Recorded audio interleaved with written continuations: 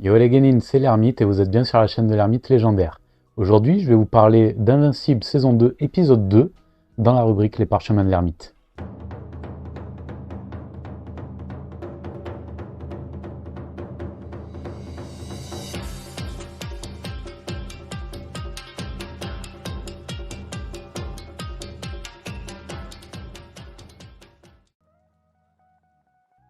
Alors déjà, je vais faire une petite aparté, mais encore une fois, un grand merci à vous les Guénines, parce que on se rapproche tout doucement des 2000 vues. Bon, ça reste une étape, c'est pas grand chose en soi à mon petit niveau, mais ça fait toujours plaisir. Vous êtes de plus en plus à laisser des commentaires notamment, et je vous remercie pour ça. Moi, ça me fait vraiment plaisir d'échanger avec vous. N'hésitez pas à me dire ce que vous pensez des épisodes ou de mes reviews, me donner votre avis dessus, et qu'il y ait un échange. Franchement, c'est ce qui me fait kiffer. Donc ce fameux épisode 2, que dire? Un épisode transitoire, je pense. Un petit peu osef quand même. Hein. Le soufflet retombe légèrement. Il en faut pour développer un petit peu la psyché des personnages. Mais là, ils sont tous en dépression, quoi.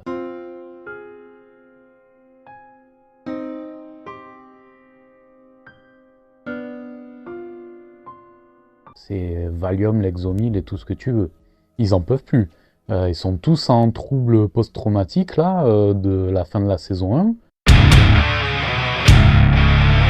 Et les répercussions de la destruction de la ville de Chicago se font ressentir, que ce soit sur Mark, sur sa mère, sur Atom Eve.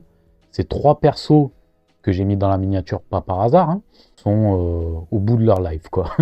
Donc vivement qu'ils reprennent un peu du poil de la bête et qu'on s'éclate un peu. Parce que là, je vous avoue que autant l'animation, elle est toujours magnifique, c'est un bonbon. Autant en termes de storytelling, je me suis un petit peu fait chier, quoi. La scène d'ouverture, pas grand chose à dire, hein, une remise des diplômes un peu osef.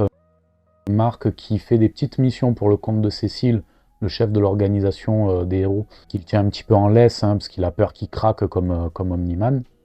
Marc défonce un petit peu du vilain, mais c'est pas ouf. Pour ce qui est de Atom Eve et de Amber, la petite copine de Marc, bon, les deux ont prévu de passer leurs vacances à faire du bénévolat. Osef. On s'en bat les couilles, on s'en bat les couilles, on s'en bat les couilles.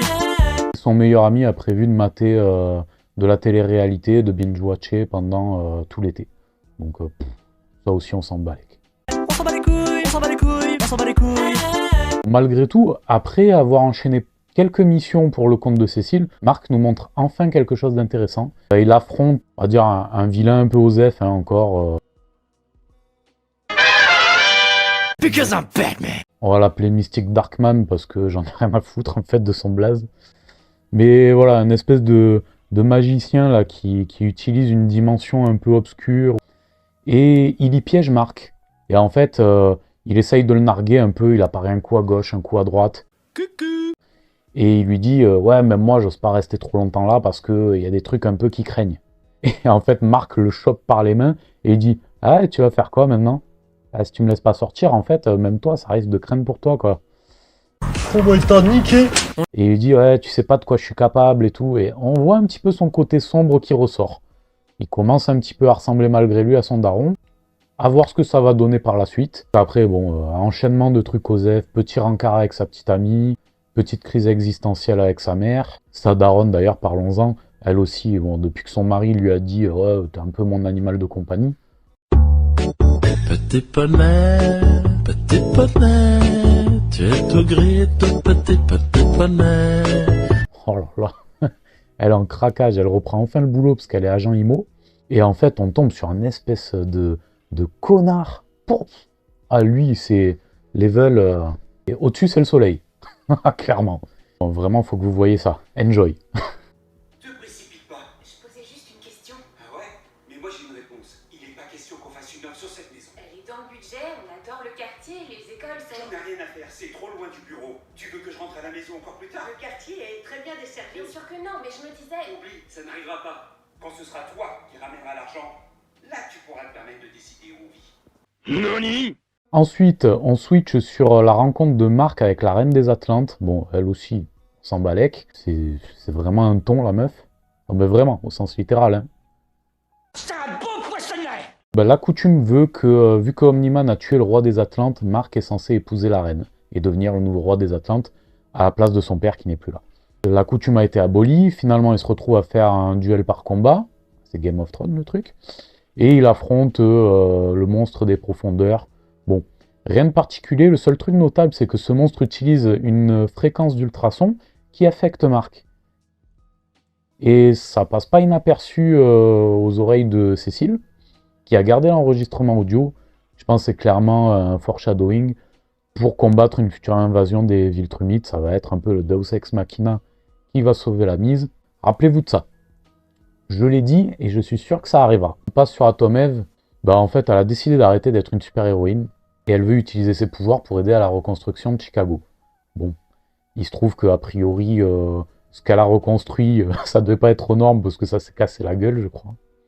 Ben ses darons, enfin notamment son père, parce que sa mère s'en fout un peu, mais son père vit très mal le fait qu'elle soit une super-héroïne. Il veut pas qu'elle utilise ses pouvoirs pour les aider, parce que lui, il a perdu son travail, et elle a un pouvoir pété, elle peut créer ce qu'elle veut à partir des atomes.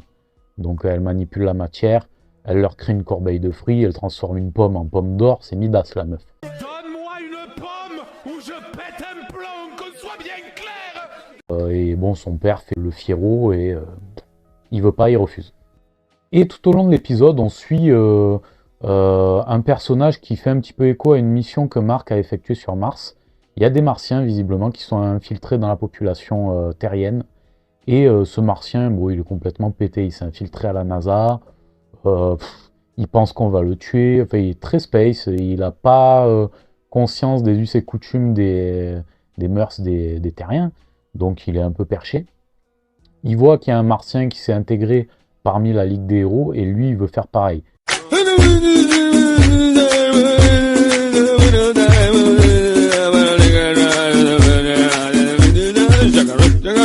Étant donné qu'ils ont des pouvoirs de polymorphes, au lieu d'y aller en mode coucou, je suis un Martien, vous en avez déjà un, pourquoi pas deux, le mec se pointe en se faisant passer pour un terrien.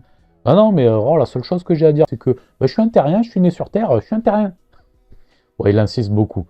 Et a priori, il y a un petit flashback. Alors, je sais pas si c'est sur lui ou sur un autre Martien. A priori, ce serait sur lui. Donc, il se fait appeler le faussaire. Et en fait, il a foutu le Sbull sur Mars. Donc, c'est un criminel, je pense. Et là, a priori, il va faire un petit peu pareil. Est-ce que le faussaire, c'est le même Martien qu'on a vu à la NASA? Je sais pas. Ça peut être totalement un autre. Hein. Et pour conclure cet épisode, on revient sur celui que j'appellerais The Mysterious Black Man. Parce que on connaît pas son blaze pour l'instant. C'est celui qui utilise les portails interdimensionnels. Je pense que vous le remettez. Et en fait, je pense que c'est dans une autre dimension. On voit qu'il est en train de parler à Marc. Marc qui est entravé au niveau des bras et des jambes. Enfin, a priori, il y a une grosse partie de la population qui a canné pour pouvoir le capturer.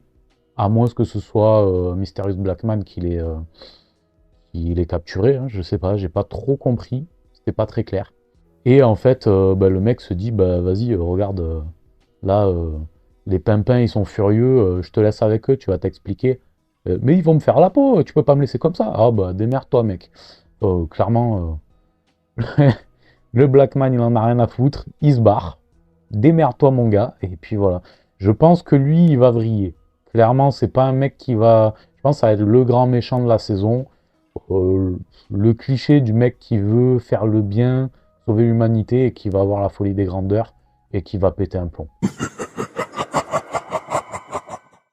Voilà, c'est tout pour aujourd'hui les guénines. J'espère que cette review vous aura plu. N'hésitez pas à partager, à liker, à vous abonner. Diffusez la parole de l'ermite autour de vous. Soyez curieux. Construisons la légende ensemble. Vous êtes de plus en plus à vous abonner, mais il y en a beaucoup qui continuent de regarder sans le faire. Donc, je compte sur vous les guénines pour soutenir la chaîne au maximum.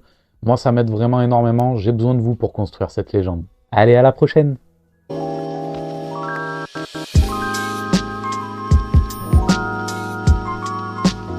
Tu t'es abonné?